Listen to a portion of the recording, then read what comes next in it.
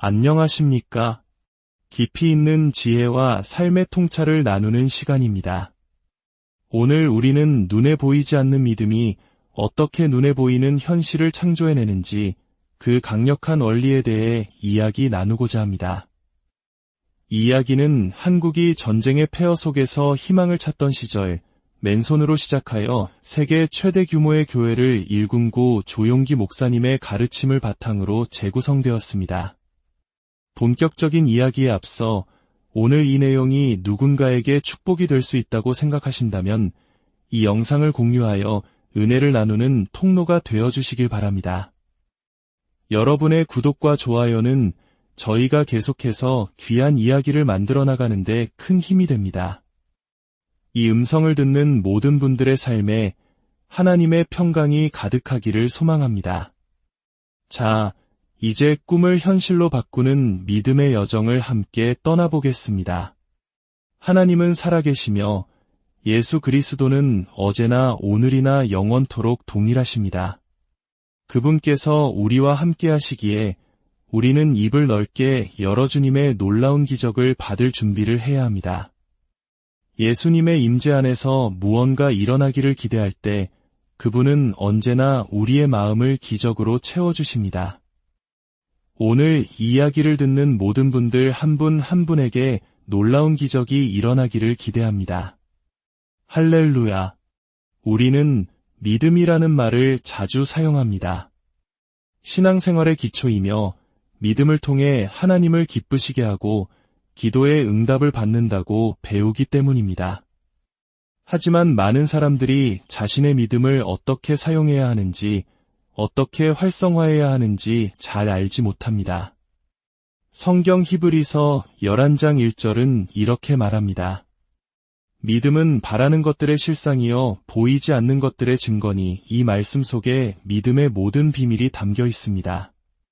많은 분들이 제게 와서 이렇게 말합니다.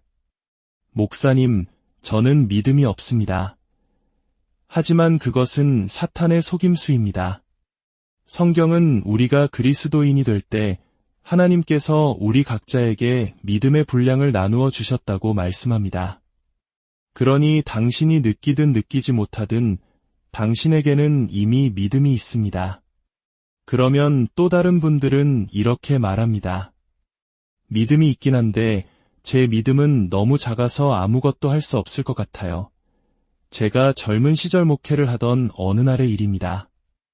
중동을 여행하고 돌아온 한 친구가 저에게 겨자씨가 가득 담긴 병을 선물로 주었습니다.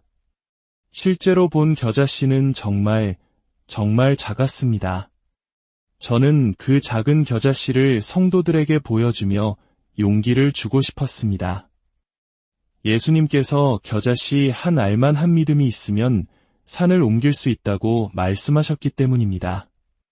어느 추운 겨울날 새벽 기도의 시간이었습니다. 새벽 4시 30분이었지만 교회는 성도들로 가득 차 있었습니다. 저는 믿음에 대해 설교하며 이 작은 겨자씨만 한 믿음만 있어도 능히 산을 옮길 수 있다고 외쳤습니다. 하지만 사람들의 표정은 그리 밝지 않았습니다. 아마도 자신의 믿음이 그 작은 겨자씨보다도 못하다고 생각했던 모양입니다. 그래서 저는 성도들을 교회 벽 쪽으로 한 줄로 세워 제 앞을 지나가며 성경책 위에 놓인 겨자씨를 직접 눈으로 보게 했습니다. 한 사람 한 사람 지나가면서 그 작은 겨자씨를 보고는 고개를 끄덕이며 큰 용기를 얻어갔습니다. 그런데 나이가 지긋한 한 할머니께서 다가오셨습니다. 눈이 침침했던 할머니는 목사님, 잘 안 보여요 라고 말씀하셨습니다. 저는 더 가까이 오세요, 더 가까이 라고 말했습니다. 할머니가 얼굴을 바싹 갖다 대었지만 여전히 잘 보이지 않았나 봅니다. 바로 그때 할머니가 내신 입김에 성경 위에 있던 모든 겨자씨가 후 하고 날아가 버렸습니다. 저는 당황해서 흩어진 겨자씨를 주워 담으려 했지만 먼지와 섞여버린 씨앗들은 도저히 찾을 수가 없었습니다. 사람들은 할머니를 향해 불평하며 나무라기 시작했습니다. 바로 그 순간 성령께서 제 마음에 강하게 말씀하시는 것 같았습니다. 보아라. 저 작은 겨자씨는 늙은 여인의 입김 하나에도 날아갈 만큼 작고 가볍지 않으냐. 그렇다면 너희 마음속에 있는 믿음은 저 겨자씨보다 훨씬 크고 강하다. 그 믿음은 위대한 일을 이룰 수 있다. 저는 성도들에게 외쳤습니다. 여러분, 보십시오. 겨자씨가 저토록 작아서 할머니의 입김에도 날아가 버렸습니다. 그러니 여러분의 믿음 크기에 대해 걱정하지 마십시오. 여러분에게는 이미 산을 옮기기에 충분히 큰 믿음이 있습니다. 문제는 믿음의 크기가 아닙니다. 우리 안에 이미 잠자고 있는 그 믿음을 어떻게 깨워서 활성화시키느냐에 있습니다.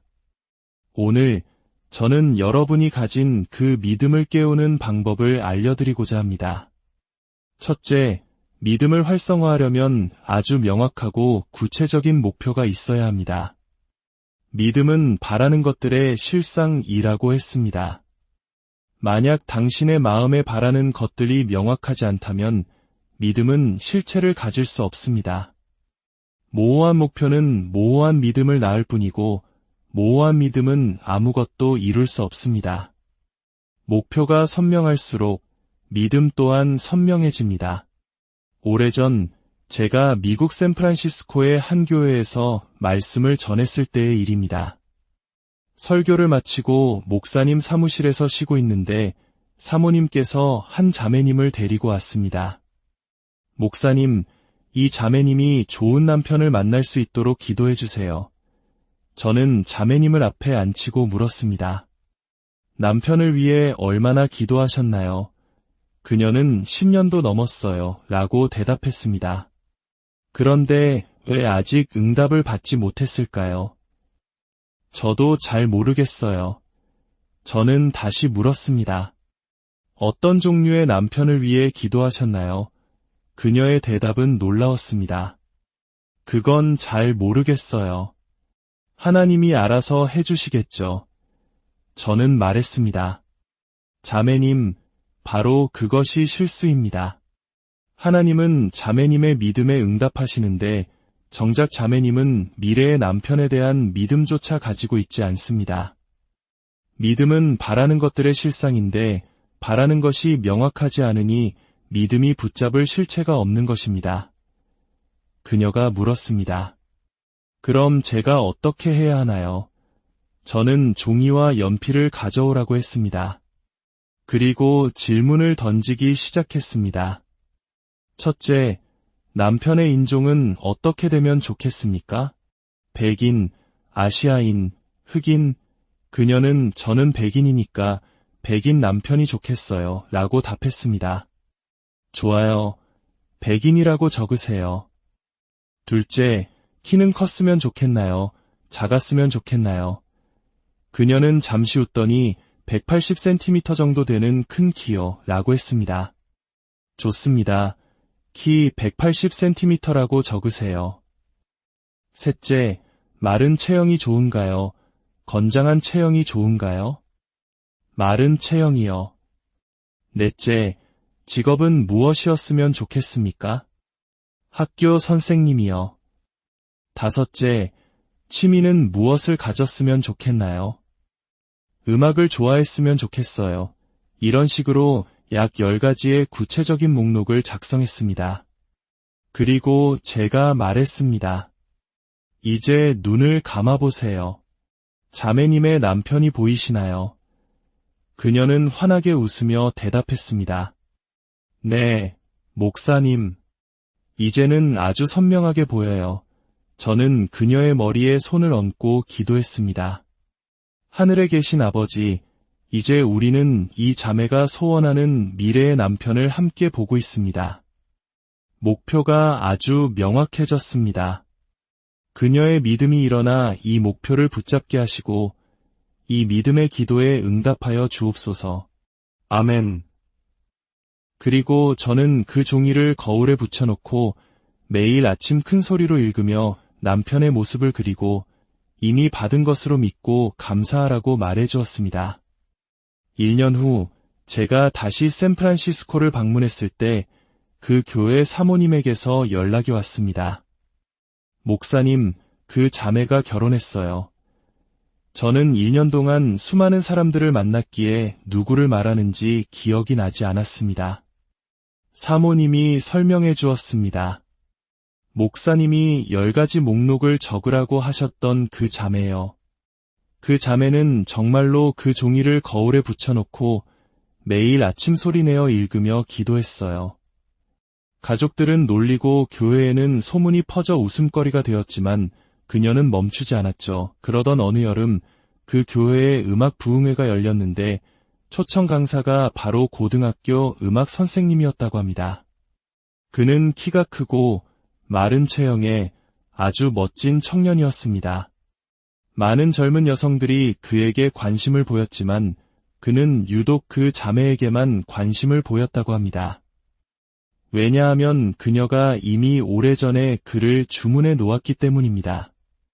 결국 그는 떠나기 전 그녀에게 청혼했고 그들은 결혼하게 되었습니다.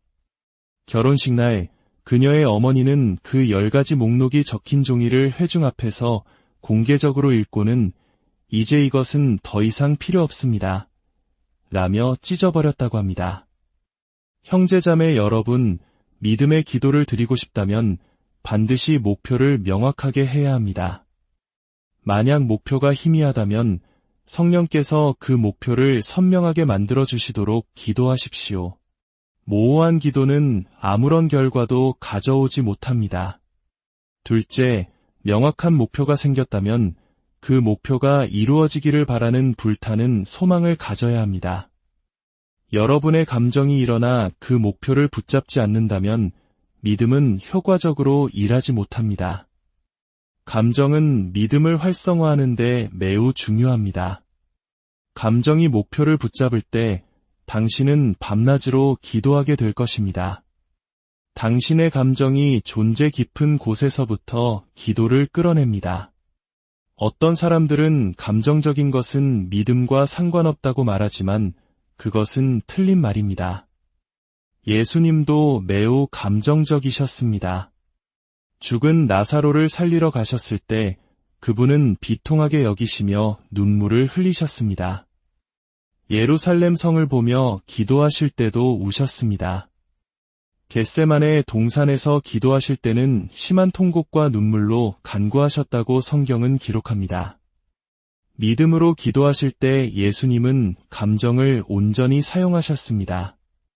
당신의 목표가 성취되기를 향한 강한 열망, 뜨거운 소망을 가지십시오. 그런 소망이 있을 때 자연스럽게 간절히 기도하게 되고 하나님 앞에서 신음하게 됩니다. 물론 하나님과 교제하기 위한 조용한 묵상 기도도 중요합니다. 하지만 과업을 이루기 위한 과업지향적 기도를 할 때는 온전히 집중하고 영적인 세력과 씨름하며 하나님의 손을 움직이기 위해 부르짖어야 합니다. 마음속 깊은 열망이 바로 그 기도의 동력이 되어줍니다. 셋째, 그 간절한 기도는 당신의 마음에 아름다운 비전과 꿈을 만들어냅니다. 성경은 묵시가 없으면 백성이 방자히 행하거니와 라고 말합니다. 왜냐하면 비전과 꿈은 하나님께서 일하시는 공간이기 때문입니다. 이 강당에 여러분이 앉기 위해 공간이 필요한 것처럼 하나님의 역사가 일어나기 위해서도 영적인 공간이 필요합니다.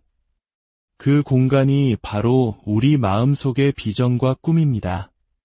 성령님은 젊은이의 마음의 비전을, 늙은이의 마음의 꿈을 주십니다. 비전과 꿈은 성령의 언어입니다. 성령님은 비전과 꿈을 통해 우리와 대화하십니다. 만약 당신에게 비전과 꿈이 없다면 당신은 하나님께서 일하실 공간을 내어드리지 않는 것과 같습니다. 아브라함의 이야기를 보십시오. 조카 롯이 떠난 후 외롭고 낙심해 있을 때 하나님께서 그를 언덕 위로 부르셨습니다. 그리고 말씀하셨습니다. 아브라함아, 눈을 들어 동서남북을 바라보아라. 내가 보는 그 땅을 내가 너와 내 자손에게 영원히 주리라. 하나님은 내가 보는 땅을 주겠다고 하셨습니다. 소유보다 보는 것이 먼저입니다. 먼저 마음의 눈으로 보아야 합니다. 아브라함이 80세가 넘도록 아들이 없어 한탄하고 있을 때 하나님은 그를 장막 밖으로 부르셨습니다.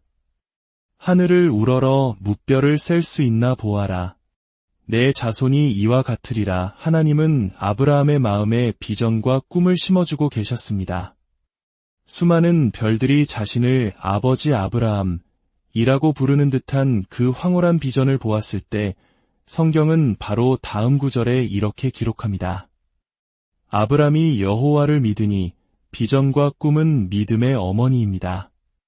비전과 꿈이 당신의 마음속에 믿음을 키워냅니다. 저의 경험도 마찬가지입니다. 1958년 제가 서울 변두리의 빈민가에서 교회를 개척했을 때 낡은 군용 천막에 가만히 몇 장을 깔고 예배를 시작했습니다. 1년이 지나도 성도는 제 가족을 포함해 5명뿐이었습니다. 저는 너무나 낙심하여 목회를 그만두려고 짐을 싼 것만 8번이 넘었습니다. 저의 목표는 평생 300명의 성도를 섬기는 것이었습니다.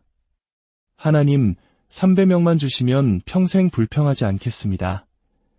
그런데 기도할 때마다 제 영적인 눈에는 3,000명의 사람들이 교회에 몰려와 예배드리는 환상이 보였습니다. 저는 고개를 저으며 이건 내 욕심이야, 겸손해야 해라고 생각하며 다시 300명을 구했습니다. 하지만 기도할수록 3,000명의 비전은 더욱 선명해졌습니다. 결국 저는 그 3,000명의 비전에 사로잡혔습니다. 저는 3,000명의 성도를 임신한 것과 같았습니다. 저는 5명의 성도 앞에서 마치 3,000명에게 설교하듯 목청껏 소리 질렀습니다. 사람들은 저를 미쳤다고 비웃었습니다. 훗날 제 아내가 된 한 젊은 자매는 목사님, 제정신이 아니에요. 상상의 나라에서 나와 현실을 보세요. 라고 충고하기도 했습니다. 하지만 저는 말했습니다. 나는 현실의 공간이 아니라 비전과 꿈이라는 하나님의 초자연적인 공간 속에 살고 있습니다. 저는 3,000명 성도의 목사인 것처럼 걷고 말하고 행동했습니다. 그리고 놀랍게도 하나님께서는 그 비전대로 교회를 성장시켜 주셨습니다. 3,000명이 찼을 때 6,000명의 비전을, 6,000명이 찼을 때 1만 명의 비전을 주셨고, 그렇게 계속해서 하나님이 주시는 비전의 공간 속에서 기도하고 소통하며 나아갔을 때 교회는 70만 성도가 넘는 교회로 성장했습니다. 형제자매 여러분, 여러분의 마음에도 이 하나님의 공간을 가지십시오. 세상 사람들과 상담하면 낙심하게 될 것입니다. 그러나 비전과 꿈이라는 하나님의 공간으로 들어가 그분과 대화하십시오. 그곳에서 하나님은 여러분에게 말씀하시고 엄청난 성공을 경험하게 하실 것입니다. 넷째, 비전과 꿈은 마침내 흔들리지 않는 배의 믿음을 낳습니다. 저는 믿음을 2가지로 구분합니다. 머리의 믿음과 배의 믿음입니다. 머리의 믿음은 성경 공부나 신학교에서 배울 수 있는 지식적인 믿음입니다. 이 믿음은 상황에 따라 쉽게 흔들리고 마귀는 이 믿음을 공격하여 의심을 심어줍니다. 그러나 비전과 꿈을 통해 성령께서 마음속에 넣어주시는 믿음은 다릅니다. 그것은 배의 믿음입니다. 말 그대로 뱃속 깊은 곳에서부터 솟아나오는 믿음입니다. 이 믿음은 엄청난 확신과 평안을 줍니다. 한번 배의 믿음을 갖게 되면 보거나 듣거나 느끼는 것과 상관없이 상황에 흔들리지 않습니다. 그저 믿습니다. 이 믿음이야말로 산을 옮기는 강력한 믿음입니다. 이것이 차이점입니다. 머리의 믿음은 당신이 믿음을 붙잡으려고 애쓰는 것입니다. 하나님, 믿습니다. 믿습니다. 라고 외치는 것은 아직 믿음이 없다는 증거입니다. 그러나 배의 믿음은 믿음이 와서 당신을 사로잡는 것입니다. 그럴 때 당신은 애쓸 필요가 없습니다. 그저 할렐루야, 이미 받았습니다. 라고 외치며 기뻐하게 됩니다. 다섯째, 그 배의 믿음을 당신의 입술로 선포하여 풀어놓아야 합니다. 아브라함은 99세가 되었을 때 흔들리지 않는 배의 믿음을 갖게 되었습니다. 그때 하나님은 그에게 말씀하셨습니다. 내 믿음을 풀어놓아라. 내 이름을 바꾸어라. 너는 더 이상 아브람이 아니라 아브라함이라 하라. 내 아내도 사레가 아니라 사라라 하라. 하나님은 그들이 입술의 고백을 통해 믿음을 풀어놓도록 하셨습니다. 그들은 1년 동안 서로를 많은 민족의 아버지, 왕비라고 불렀습니다. 주변 사람들은 99세, 89세 노부부가 서로를 그렇게 부르는 것을 보고 미쳤다고 비웃었을 것입니다. 그러나 그들은 사람의 공간이 아닌 하나님의 공간, 비전의 공간에 살고 있었습니다. 그들이 입술로 믿음을 풀어놓았을 때 하나님은 그 선포대로 역사하셔서 아들 이삭을 주셨습니다. 우리의 말에는 힘이 있습니다. 부정적인 말을 계속하면서 긍정적인 결과를 기대할 수는 없습니다. 당신의 입술로 풀어놓는 것이 당신의 환경을 만듭니다. 한 권사님은 후두암으로 죽어가고 있었습니다. 그녀는 매주 저를 찾아와 불평만 늘어놓았습니다. 하나님은 어디 계신가요? 마귀가 저를 죽이고 있어요. 그녀의 부정적인 말에 저까지 믿음이 흔들릴 지경이었습니다. 어느 날 저는 그녀에게 말했습니다. 권사님, 베드로전서 2장 24절, 그가 채찍에 맞음으로 너희는 나음을 얻었나니 이 구절을 기도굴에 가서 큰 소리로 읽으면서 10,000번을 노트에 적어오세요. 그러면 제가 믿음으로 기도해드리겠습니다. 그녀는 열흘 넘게 그 말씀을 읽고 쓰며 10,000번을 채웠습니다. 그리고 약 2주 후 환한 얼굴과 맑은 목소리로 제 사무실을 찾아왔습니다. 목사님, 10,000번 다 썼어요. 이제 기도해 주세요. 제가 그녀의 모감은 어떻게 되었냐고 묻자 그녀는 그제야 깨달았다는 듯 말했습니다. 어머나, 아픈 줄도 몰랐네요. 목소리도 맑게 나와요. 저 다 나았어요. 그녀는 말씀을 10,000번 이상 선포하며 자신도 모르는 사이에 믿음을 풀어놓았고 치유를 경험했던 것입니다. 결론을 맺겠습니다. 여러분 안에 잠자고 있는 믿음을 깨우십시오. 첫째, 명확하고 구체적인 목표를 정하십시오. 둘째, 그 목표를 향한 불타는 소망을 품고 간절히 기도하십시오. 셋째, 기도를 통해 성취된 모습에 대한 선명한 비전과 꿈을 꾸십시오. 그것이 당신과 하나님만이 소통하는 하나님의 공간입니다. 넷째, 그 비전 안에서 계속 머물 때 흔들리지 않는 배의 믿음이 당신을 사로잡을 것입니다. 마지막으로 그 믿음을 당신의 입으로 담대하게 선포하십시오. 이미 받은 것처럼 말하고 이미 이루어진 것처럼 감사하십시오. 성경은 내 믿음대로 될지어다 라고 말씀하십니다. 믿음은 하나님께서 당신에게 주신 능력입니다. 이 원리를 당신의 가정, 사업, 교회 성장, 그 어떤 문제에든 적용하십시오. 당신은 더 이상 혼자가 아니라 비전과 꿈이라는 하나님의 공간 속에서 그분과 함께 일하게 될 것입니다. 그리고 당신의 삶은 기적으로 가득한 영광스러운 삶이 될 것입니다. 하늘에 계신 아버지, 오늘 이 귀한 믿음의 원리를 나눌 수 있게 하시니 감사합니다. 이 말씀을 듣는 모든 분들의 마음을 성령의 능력으로 움직여 주시옵소서. 지난 41년간 저의 사역을 통해 가르쳐 주신 이 믿음의 원리가 모든 이들의 삶에 동일하게 역사하게 하옵소서. 우리 삶에 하나님의 개입, 하나님의 기적, 하나님의 표적과 치유가 넘쳐나게 하여 주옵소서. 예수님의 이름으로 기도합니다. 안녕하십니까? 깊이 있는 지혜와 삶의 통찰을 나누는 시간입니다. 오늘 우리는 눈에 보이지 않는 믿음이 어떻게 눈에 보이는 현실을 창조해내는지 그 강력한 원리에 대해 이야기 나누고자 합니다. 이 이야기는 한국이 전쟁의 폐허 속에서 희망을 찾던 시절 맨손으로 시작하여 세계 최대 규모의 교회를 일군구 조용기 목사님의 가르침을 바탕으로 재구성되었습니다. 본격적인 이야기에 앞서 오늘 이 내용이 누군가에게 축복이 될 수 있다고 생각하신다면 이 영상을 공유하여 은혜를 나누는 통로가 되어주시길 바랍니다. 여러분의 구독과 좋아요는 저희가 계속해서 귀한 이야기를 만들어 나가는데 큰 힘이 됩니다. 이 음성을 듣는 모든 분들의 삶에 하나님의 평강이 가득하기를 소망합니다. 자, 이제 꿈을 현실로 바꾸는 믿음의 여정을 함께 떠나보겠습니다.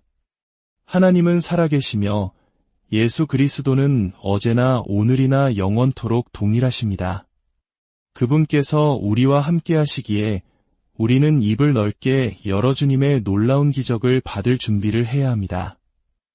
예수님의 임재 안에서 무언가 일어나기를 기대할 때 그분은 언제나 우리의 마음을 기적으로 채워주십니다. 오늘 이야기를 듣는 모든 분들 한 분 한 분에게 놀라운 기적이 일어나기를 기대합니다. 할렐루야! 우리는 믿음이라는 말을 자주 사용합니다. 신앙생활의 기초이며 믿음을 통해 하나님을 기쁘시게 하고 기도의 응답을 받는다고 배우기 때문입니다. 하지만 많은 사람들이 자신의 믿음을 어떻게 사용해야 하는지, 어떻게 활성화해야 하는지 잘 알지 못합니다. 성경 히브리서 11장 1절은 이렇게 말합니다. 믿음은 바라는 것들의 실상이요 보이지 않는 것들의 증거니 이 말씀 속에 믿음의 모든 비밀이 담겨 있습니다. 많은 분들이 제게 와서 이렇게 말합니다. 목사님, 저는 믿음이 없습니다. 하지만 그것은 사탄의 속임수입니다. 성경은 우리가 그리스도인이 될 때 하나님께서 우리 각자에게 믿음의 분량을 나누어 주셨다고 말씀합니다. 그러니 당신이 느끼든 느끼지 못하든 당신에게는 이미 믿음이 있습니다. 그러면 또 다른 분들은 이렇게 말합니다. 믿음이 있긴 한데 제 믿음은 너무 작아서 아무것도 할 수 없을 것 같아요. 제가 젊은 시절 목회를 하던 어느 날의 일입니다. 중동을 여행하고 돌아온 한 친구가 저에게 겨자씨가 가득 담긴 병을 선물로 주었습니다. 실제로 본 겨자씨는 정말 작았습니다. 저는 그 작은 겨자씨를 성도들에게 보여주며 용기를 주고 싶었습니다. 예수님께서 겨자씨 한 알만 한 믿음이 있으면 산을 옮길 수 있다고 말씀하셨기 때문입니다. 어느 추운 겨울날 새벽 기도의 시간이었습니다. 새벽 4시 30분이었지만 교회는 성도들로 가득 차 있었습니다. 저는 믿음에 대해 설교하며 이 작은 겨자씨만 한 믿음만 있어도 능히 산을 옮길 수 있다고 외쳤습니다. 하지만 사람들의 표정은 그리 밝지 않았습니다. 아마도 자신의 믿음이 그 작은 겨자씨보다도 못하다고 생각했던 모양입니다. 그래서 저는 성도들을 교회 벽 쪽으로 한 줄로 세워 제 앞을 지나가며 성경책 위에 놓인 겨자씨를 직접 눈으로 보게 했습니다. 한 사람 한 사람 지나가면서 그 작은 겨자씨를 보고는 고개를 끄덕이며 큰 용기를 얻어갔습니다. 그런데 나이가 지긋한 한 할머니께서 다가오셨습니다. 눈이 침침했던 할머니는 목사님, 잘 안 보여요 라고 말씀하셨습니다.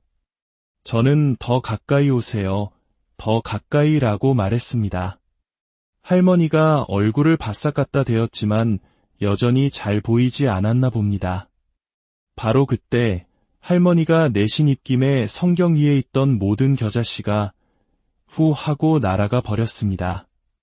저는 당황해서 흩어진 겨자씨를 주워 담으려 했지만 먼지와 섞여버린 씨앗들은 도저히 찾을 수가 없었습니다. 사람들은 할머니를 향해 불평하며 나무라기 시작했습니다. 바로 그 순간 성령께서 제 마음에 강하게 말씀하시는 것 같았습니다. 보아라. 저 작은 겨자씨는 늙은 여인의 입김 하나에도 날아갈 만큼 작고 가볍지 않으냐. 그렇다면 너희 마음속에 있는 믿음은 저 겨자씨보다 훨씬 크고 강하다. 그 믿음은 위대한 일을 이룰 수 있다. 저는 성도들에게 외쳤습니다. 여러분, 보십시오. 겨자씨가 저토록 작아서 할머니의 입김에도 날아가 버렸습니다. 그러니 여러분의 믿음 크기에 대해 걱정하지 마십시오. 여러분에게는 이미 산을 옮기기에 충분히 큰 믿음이 있습니다. 문제는 믿음의 크기가 아닙니다. 우리 안에 이미 잠자고 있는 그 믿음을 어떻게 깨워서 활성화시키느냐에 있습니다. 오늘 저는 여러분이 가진 그 믿음을 깨우는 방법을 알려드리고자 합니다. 첫째, 믿음을 활성화하려면 아주 명확하고 구체적인 목표가 있어야 합니다. 믿음은 바라는 것들의 실상이라고 했습니다. 만약 당신의 마음에 바라는 것들이 명확하지 않다면 믿음은 실체를 가질 수 없습니다. 모호한 목표는 모호한 믿음을 낳을 뿐이고 모호한 믿음은 아무것도 이룰 수 없습니다. 목표가 선명할수록 믿음 또한 선명해집니다. 오래전 제가 미국 샌프란시스코의 한 교회에서 말씀을 전했을 때의 일입니다. 설교를 마치고 목사님 사무실에서 쉬고 있는데 사모님께서 한 자매님을 데리고 왔습니다. 목사님, 이 자매님이 좋은 남편을 만날 수 있도록 기도해 주세요. 저는 자매님을 앞에 앉히고 물었습니다. 남편을 위해 얼마나 기도하셨나요? 그녀는 10년도 넘었어요. 라고 대답했습니다. 그런데 왜 아직 응답을 받지 못했을까요? 저도 잘 모르겠어요. 저는 다시 물었습니다. 어떤 종류의 남편을 위해 기도하셨나요? 그녀의 대답은 놀라웠습니다. 그건 잘 모르겠어요. 하나님이 알아서 해주시겠죠. 저는 말했습니다. 자매님, 바로 그것이 실수입니다. 하나님은 자매님의 믿음에 응답하시는데 정작 자매님은 미래의 남편에 대한 믿음조차 가지고 있지 않습니다. 믿음은 바라는 것들의 실상인데 바라는 것이 명확하지 않으니 믿음이 붙잡을 실체가 없는 것입니다. 그녀가 물었습니다. 그럼 제가 어떻게 해야 하나요? 저는 종이와 연필을 가져오라고 했습니다. 그리고 질문을 던지기 시작했습니다. 첫째, 남편의 인종은 어떻게 되면 좋겠습니까? 백인, 아시아인, 흑인, 그녀는 저는 백인이니까 백인 남편이 좋겠어요. 라고 답했습니다. 좋아요. 백인이라고 적으세요. 둘째, 키는 컸으면 좋겠나요? 작았으면 좋겠나요? 그녀는 잠시 웃더니 180cm 정도 되는 큰 키요. 라고 했습니다. 좋습니다. 키 180cm라고 적으세요. 셋째, 마른 체형이 좋은가요? 건장한 체형이 좋은가요? 마른 체형이요. 넷째, 직업은 무엇이었으면 좋겠습니까? 학교 선생님이요. 다섯째, 취미는 무엇을 가졌으면 좋겠나요? 음악을 좋아했으면 좋겠어요. 이런 식으로 약 10가지의 구체적인 목록을 작성했습니다. 그리고 제가 말했습니다. 이제 눈을 감아보세요. 자매님의 남편이 보이시나요?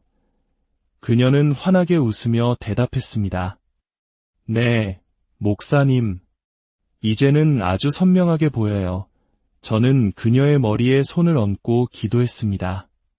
하늘에 계신 아버지, 이제 우리는 이 자매가 소원하는 미래의 남편을 함께 보고 있습니다. 목표가 아주 명확해졌습니다. 그녀의 믿음이 일어나 이 목표를 붙잡게 하시고 이 믿음의 기도에 응답하여 주옵소서. 아멘.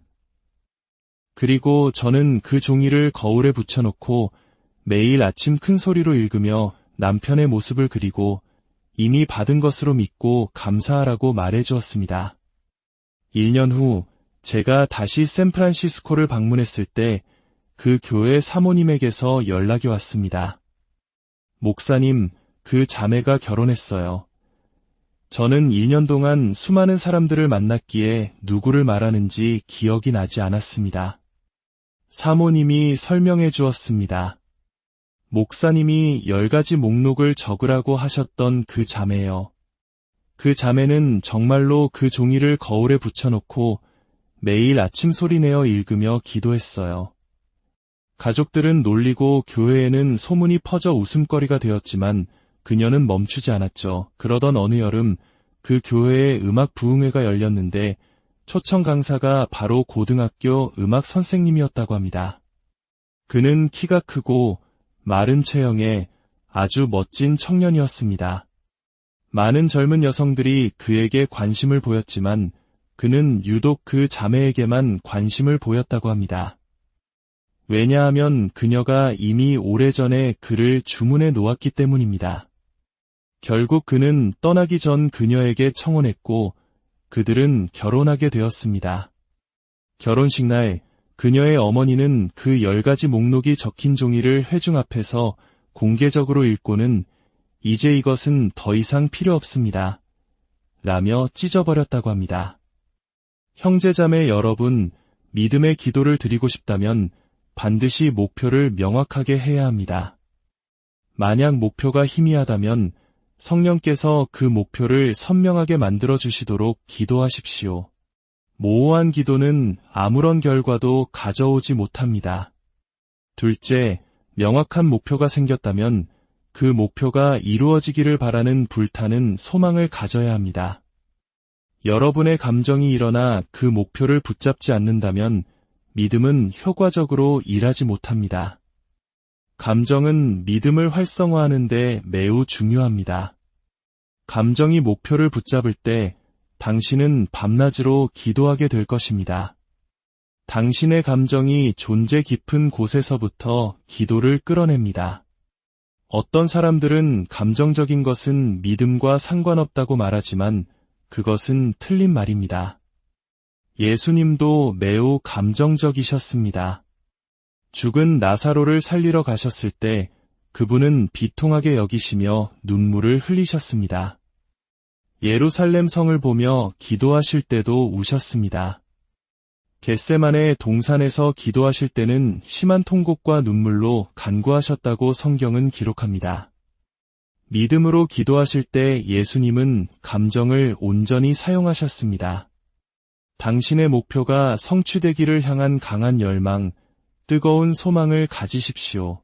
그런 소망이 있을 때 자연스럽게 간절히 기도하게 되고 하나님 앞에서 신음하게 됩니다. 물론 하나님과 교제하기 위한 조용한 묵상 기도도 중요합니다. 하지만 과업을 이루기 위한 과업 지향적 기도를 할 때는 온전히 집중하고 영적인 세력과 씨름하며 하나님의 손을 움직이기 위해 부르짖어야 합니다. 마음속 깊은 열망이 바로 그 기도의 동력이 되어줍니다. 셋째, 그 간절한 기도는 당신의 마음에 아름다운 비전과 꿈을 만들어냅니다. 성경은 묵시가 없으면 백성이 방자히 행하거니와 라고 말합니다. 왜냐하면 비전과 꿈은 하나님께서 일하시는 공간이기 때문입니다. 이 강당에 여러분이 앉기 위해 공간이 필요한 것처럼 하나님의 역사가 일어나기 위해서도 영적인 공간이 필요합니다. 그 공간이 바로 우리 마음속의 비전과 꿈입니다. 성령님은 젊은이의 마음의 비전을, 늙은이의 마음의 꿈을 주십니다. 비전과 꿈은 성령의 언어입니다. 성령님은 비전과 꿈을 통해 우리와 대화하십니다. 만약 당신에게 비전과 꿈이 없다면 당신은 하나님께서 일하실 공간을 내어드리지 않는 것과 같습니다. 아브라함의 이야기를 보십시오. 조카 롯이 떠난 후 외롭고 낙심해 있을 때 하나님께서 그를 언덕 위로 부르셨습니다. 그리고 말씀하셨습니다. 아브라함아, 눈을 들어 동서남북을 바라보아라. 내가 보는 그 땅을 내가 너와 내 자손에게 영원히 주리라. 하나님은 내가 보는 땅을 주겠다고 하셨습니다. 소유보다 보는 것이 먼저입니다. 먼저 마음의 눈으로 보아야 합니다. 아브라함이 80세가 넘도록 아들이 없어 한탄하고 있을 때 하나님은 그를 장막 밖으로 부르셨습니다. 하늘을 우러러 무뼈를 셀 수 있나 보아라. 내 자손이 이와 같으리라. 하나님은 아브라함의 마음에 비전과 꿈을 심어주고 계셨습니다. 수많은 별들이 자신을 아버지 아브라함이라고 부르는 듯한 그 황홀한 비전을 보았을 때 성경은 바로 다음 구절에 이렇게 기록합니다. 아브라함이 여호와를 믿으니 비전과 꿈은 믿음의 어머니입니다. 비전과 꿈이 당신의 마음속에 믿음을 키워냅니다. 저의 경험도 마찬가지입니다. 1958년 제가 서울 변두리의 빈민가에서 교회를 개척했을 때 낡은 군용 천막에 가만히 몇 장을 깔고 예배를 시작했습니다. 1년이 지나도 성도는 제 가족을 포함해 5명뿐이었습니다. 저는 너무나 낙심하여 목회를 그만두려고 짐을 싼 것만 8번이 넘었습니다. 저의 목표는 평생 300명의 성도를 섬기는 것이었습니다. 하나님, 300명만 주시면 평생 불평하지 않겠습니다. 그런데 기도할 때마다 제 영적인 눈에는 3,000명의 사람들이 교회에 몰려와 예배드리는 환상이 보였습니다. 저는 고개를 저으며 이건 내 욕심이야, 겸손해야 해라고 생각하며 다시 300명을 구했습니다. 하지만 기도할수록 3,000명의 비전은 더욱 선명해졌습니다. 결국 저는 그 3,000명의 비전에 사로잡혔습니다. 저는 3,000명의 성도를 임신한 것과 같았습니다. 저는 5명의 성도 앞에서 마치 3,000명에게 설교하듯 목청껏 소리 질렀습니다. 사람들은 저를 미쳤다고 비웃었습니다. 훗날 제 아내가 된 한 젊은 자매는 목사님, 제정신이 아니에요. 상상의 나라에서 나와 현실을 보세요. 라고 충고하기도 했습니다. 하지만 저는 말했습니다. 나는 현실의 공간이 아니라 비전과 꿈이라는 하나님의 초자연적인 공간 속에 살고 있습니다. 저는 3,000명 성도의 목사인 것처럼 걷고 말하고 행동했습니다. 그리고 놀랍게도 하나님께서는 그 비전대로 교회를 성장시켜 주셨습니다. 3,000명이 찼을 때 6,000명의 비전을, 6,000명이 찼을 때 1만 명의 비전을 주셨고, 그렇게 계속해서 하나님이 주시는 비전의 공간 속에서 기도하고 소통하며 나아갔을 때 교회는 70만 성도가 넘는 교회로 성장했습니다. 형제자매 여러분, 여러분의 마음에도 이 하나님의 공간을 가지십시오. 세상 사람들과 상담하면 낙심하게 될 것입니다. 그러나 비전과 꿈이라는 하나님의 공간으로 들어가 그분과 대화하십시오. 그곳에서 하나님은 여러분에게 말씀하시고 엄청난 성공을 경험하게 하실 것입니다. 넷째, 비전과 꿈은 마침내 흔들리지 않는 배의 믿음을 낳습니다. 저는 믿음을 2가지로 구분합니다. 머리의 믿음과 배의 믿음입니다.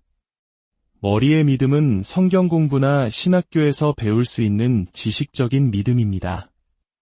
이 믿음은 상황에 따라 쉽게 흔들리고 마귀는 이 믿음을 공격하여 의심을 심어줍니다. 그러나 비전과 꿈을 통해 성령께서 마음속에 넣어주시는 믿음은 다릅니다. 그것은 배의 믿음입니다. 말 그대로 뱃속 깊은 곳에서부터 솟아나오는 믿음입니다. 이 믿음은 엄청난 확신과 평안을 줍니다. 한번 배의 믿음을 갖게 되면 보거나 듣거나 느끼는 것과 상관없이 상황에 흔들리지 않습니다. 그저 믿습니다. 이 믿음이야말로 산을 옮기는 강력한 믿음입니다. 이것이 차이점입니다. 머리의 믿음은 당신이 믿음을 붙잡으려고 애쓰는 것입니다. 하나님, 믿습니다. 믿습니다. 라고 외치는 것은 아직 믿음이 없다는 증거입니다. 그러나 배의 믿음은 믿음이 와서 당신을 사로잡는 것입니다. 그럴 때 당신은 애쓸 필요가 없습니다. 그저 할렐루야, 이미 받았습니다. 라고 외치며 기뻐하게 됩니다. 다섯째, 그 배의 믿음을 당신의 입술로 선포하여 풀어놓아야 합니다. 아브라함은 99세가 되었을 때 흔들리지 않는 배의 믿음을 갖게 되었습니다. 그때 하나님은 그에게 말씀하셨습니다. 내 믿음을 풀어놓아라. 내 이름을 바꾸어라. 너는 더 이상 아브람이 아니라 아브라함이라 하라. 내 아내도 사레가 아니라 사라라 하라. 하나님은 그들이 입술의 고백을 통해 믿음을 풀어놓도록 하셨습니다. 그들은 1년 동안 서로를 많은 민족의 아버지, 왕비라고 불렀습니다. 주변 사람들은 99세, 89세 노부부가 서로를 그렇게 부르는 것을 보고 미쳤다고 비웃었을 것입니다. 그러나 그들은 사람의 공간이 아닌 하나님의 공간, 비전의 공간에 살고 있었습니다. 그들이 입술로 믿음을 풀어놓았을 때 하나님은 그 선포대로 역사하셔서 아들 이삭을 주셨습니다. 우리의 말에는 힘이 있습니다. 부정적인 말을 계속하면서 긍정적인 결과를 기대할 수는 없습니다. 당신의 입술로 풀어놓는 것이 당신의 환경을 만듭니다. 한 권사님은 후두암으로 죽어가고 있었습니다. 그녀는 매주 저를 찾아와 불평만 늘어놓았습니다. 하나님은 어디 계신가요? 마귀가 저를 죽이고 있어요. 그녀의 부정적인 말에 저까지 믿음이 흔들릴 지경이었습니다. 어느 날 저는 그녀에게 말했습니다. 권사님, 베드로전서 2장 24절, 그가 채찍에 맞음으로 너희는 나음을 얻었나니 이 구절을 기도굴에 가서 큰 소리로 읽으면서 10,000번을 노트에 적어오세요. 그러면 제가 믿음으로 기도해드리겠습니다. 그녀는 열흘 넘게 그 말씀을 읽고 쓰며 10,000번을 채웠습니다. 그리고 약 2주 후 환한 얼굴과 맑은 목소리로 제 사무실을 찾아왔습니다. 목사님, 10,000번 다 썼어요. 이제 기도해 주세요. 제가 그녀의 모감은 어떻게 되었냐고 묻자 그녀는 그제야 깨달았다는 듯 말했습니다. 어머나, 아픈 줄도 몰랐네요. 목소리도 맑게 나와요. 저 다 나았어요. 그녀는 말씀을 10,000번 이상 선포하며 자신도 모르는 사이에 믿음을 풀어놓았고 치유를 경험했던 것입니다. 결론을 맺겠습니다. 여러분 안에 잠자고 있는 믿음을 깨우십시오. 첫째, 명확하고 구체적인 목표를 정하십시오.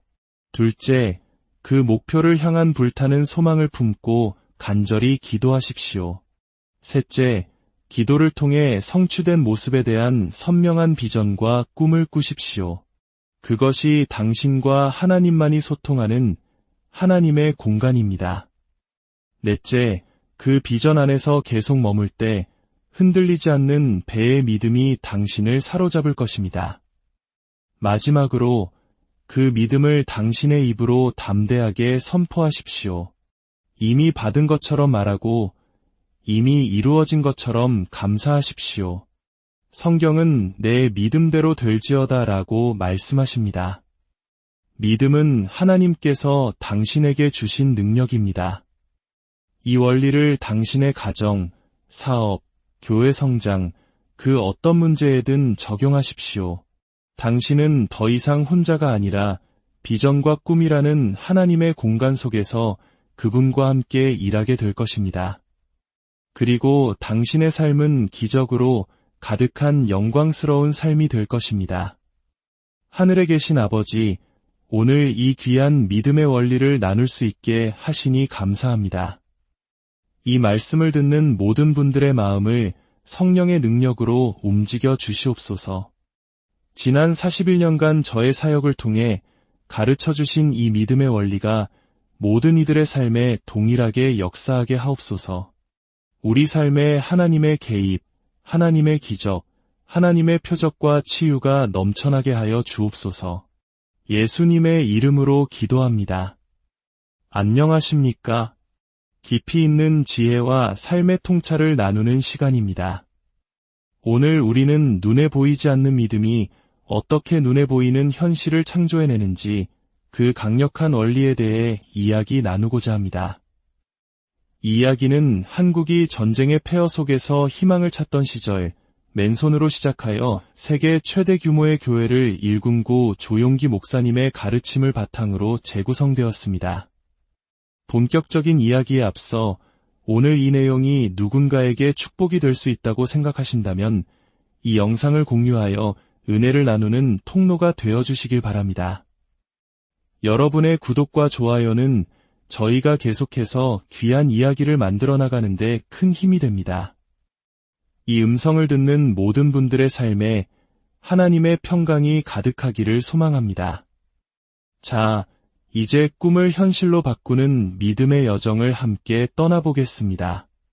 하나님은 살아계시며 예수 그리스도는 어제나 오늘이나 영원토록 동일하십니다. 그분께서 우리와 함께 하시기에 우리는 입을 넓게 열어 주님의 놀라운 기적을 받을 준비를 해야 합니다. 예수님의 임재 안에서 무언가 일어나기를 기대할 때 그분은 언제나 우리의 마음을 기적으로 채워주십니다. 오늘 이야기를 듣는 모든 분들 한 분 한 분에게 놀라운 기적이 일어나기를 기대합니다. 할렐루야! 우리는 믿음이라는 말을 자주 사용합니다. 신앙생활의 기초이며 믿음을 통해 하나님을 기쁘시게 하고 기도의 응답을 받는다고 배우기 때문입니다. 하지만 많은 사람들이 자신의 믿음을 어떻게 사용해야 하는지, 어떻게 활성화해야 하는지 잘 알지 못합니다. 성경 히브리서 11장 1절은 이렇게 말합니다. 믿음은 바라는 것들의 실상이요 보이지 않는 것들의 증거니 이 말씀 속에 믿음의 모든 비밀이 담겨 있습니다. 많은 분들이 제게 와서 이렇게 말합니다. 목사님, 저는 믿음이 없습니다. 하지만 그것은 사탄의 속임수입니다. 성경은 우리가 그리스도인이 될 때 하나님께서 우리 각자에게 믿음의 분량을 나누어 주셨다고 말씀합니다. 그러니 당신이 느끼든 느끼지 못하든 당신에게는 이미 믿음이 있습니다. 그러면 또 다른 분들은 이렇게 말합니다. 믿음이 있긴 한데 제 믿음은 너무 작아서 아무것도 할 수 없을 것 같아요. 제가 젊은 시절 목회를 하던 어느 날의 일입니다. 중동을 여행하고 돌아온 한 친구가 저에게 겨자씨가 가득 담긴 병을 선물로 주었습니다. 실제로 본 겨자씨는 정말 작았습니다. 저는 그 작은 겨자씨를 성도들에게 보여주며 용기를 주고 싶었습니다. 예수님께서 겨자씨 한 알만 한 믿음이 있으면 산을 옮길 수 있다고 말씀하셨기 때문입니다. 어느 추운 겨울날 새벽 기도의 시간이었습니다. 새벽 4시 30분이었지만 교회는 성도들로 가득 차 있었습니다. 저는 믿음에 대해 설교하며 이 작은 겨자씨만 한 믿음만 있어도 능히 산을 옮길 수 있다고 외쳤습니다. 하지만 사람들의 표정은 그리 밝지 않았습니다. 아마도 자신의 믿음이 그 작은 겨자씨보다도 못하다고 생각했던 모양입니다. 그래서 저는 성도들을 교회 벽 쪽으로 한 줄로 세워 제 앞을 지나가며 성경책 위에 놓인 겨자씨를 직접 눈으로 보게 했습니다. 한 사람 한 사람 지나가면서 그 작은 겨자씨를 보고는 고개를 끄덕이며 큰 용기를 얻어갔습니다. 그런데 나이가 지긋한 한 할머니께서 다가오셨습니다. 눈이 침침했던 할머니는 목사님, 잘 안 보여요 라고 말씀하셨습니다. 저는 더 가까이 오세요, 더 가까이 라고 말했습니다. 할머니가 얼굴을 바싹 갖다 대었지만 여전히 잘 보이지 않았나 봅니다. 바로 그때 할머니가 내신 입김에 성경 위에 있던 모든 겨자씨가 후 하고 날아가 버렸습니다. 저는 당황해서 흩어진 겨자씨를 주워 담으려 했지만 먼지와 섞여버린 씨앗들은 도저히 찾을 수가 없었습니다. 사람들은 할머니를 향해 불평하며 나무라기 시작했습니다. 바로 그 순간 성령께서 제 마음에 강하게 말씀하시는 것 같았습니다. 보아라. 저 작은 겨자씨는 늙은 여인의 입김 하나에도 날아갈 만큼 작고 가볍지 않으냐. 그렇다면 너희 마음속에 있는 믿음은 저 겨자씨보다 훨씬 크고 강하다. 그 믿음은 위대한 일을 이룰 수 있다. 저는 성도들에게 외쳤습니다. 여러분, 보십시오. 겨자씨가 저토록 작아서 할머니의 입김에도 날아가 버렸습니다. 그러니 여러분의 믿음 크기에 대해 걱정하지 마십시오. 여러분에게는 이미 산을 옮기기에 충분히 큰 믿음이 있습니다. 문제는 믿음의 크기가 아닙니다. 우리 안에 이미 잠자고 있는 그 믿음을 어떻게 깨워서 활성화시키느냐에 있습니다. 오늘 저는 여러분이 가진 그 믿음을 깨우는 방법을 알려드리고자 합니다. 첫째, 믿음을 활성화하려면 아주 명확하고 구체적인 목표가 있어야 합니다.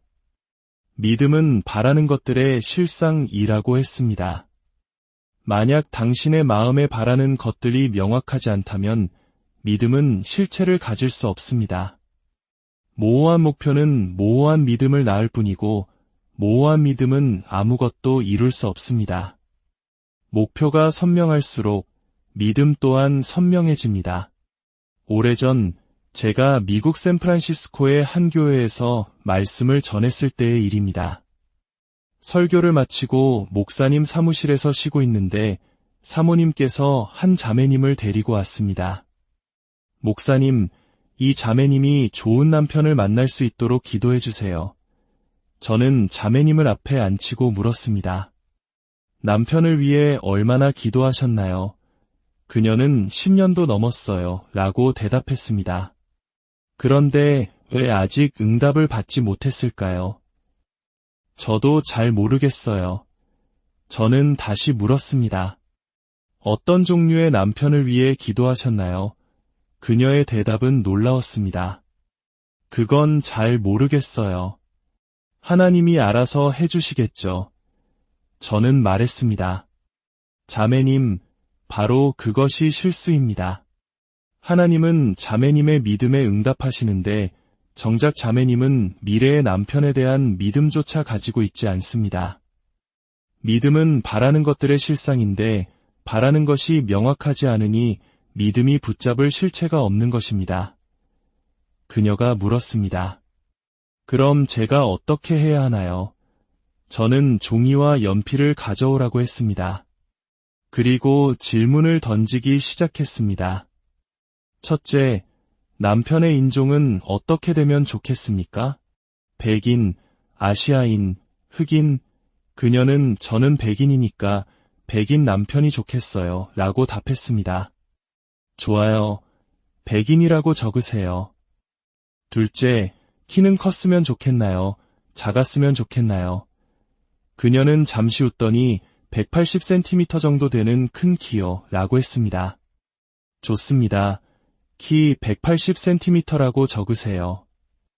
셋째, 마른 체형이 좋은가요? 건장한 체형이 좋은가요? 마른 체형이요. 넷째, 직업은 무엇이었으면 좋겠습니까? 학교 선생님이요. 다섯째, 취미는 무엇을 가졌으면 좋겠나요? 음악을 좋아했으면 좋겠어요. 이런 식으로 약 10가지의 구체적인 목록을 작성했습니다. 그리고 제가 말했습니다. 이제 눈을 감아보세요. 자매님의 남편이 보이시나요? 그녀는 환하게 웃으며 대답했습니다. 네, 목사님. 이제는 아주 선명하게 보여요. 저는 그녀의 머리에 손을 얹고 기도했습니다. 하늘에 계신 아버지, 이제 우리는 이 자매가 소원하는 미래의 남편을 함께 보고 있습니다. 목표가 아주 명확해졌습니다. 그녀의 믿음이 일어나 이 목표를 붙잡게 하시고 이 믿음의 기도에 응답하여 주옵소서. 아멘. 그리고 저는 그 종이를 거울에 붙여놓고 매일 아침 큰 소리로 읽으며 남편의 모습을 그리고 이미 받은 것으로 믿고 감사하라고 말해 주었습니다. 1년 후 제가 다시 샌프란시스코를 방문했을 때 그 교회 사모님에게서 연락이 왔습니다. 목사님, 그 자매가 결혼했어요.